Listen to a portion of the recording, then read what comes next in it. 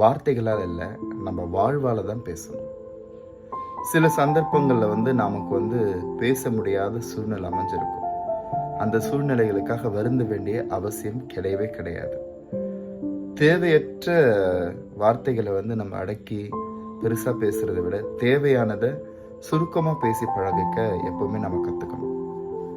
உதாரணமாக, நாம் யாருன்றதை தண்ணியில் விளக்கம் கொடுக்க வேண்டிய அவசியம் எப்பொழுதுமே கிடையாது. பூக்கள் எடுத்துக்கோங்க. பூக்கள் தன்னை பற்றி விரிவுரை எங்கேயும் கொடுக்காது. பூக்கள் தன்னை பற்றி எங்கேயும் விளம்பரப்படுத்திக்கிறது இல்லை. பூக்கள் எங்கேயும் ஒளிபெருக்கி வச்சு நான் தான் பூ அப்படின்னு சொல்லி அறிக்கையிடுறதில்லை.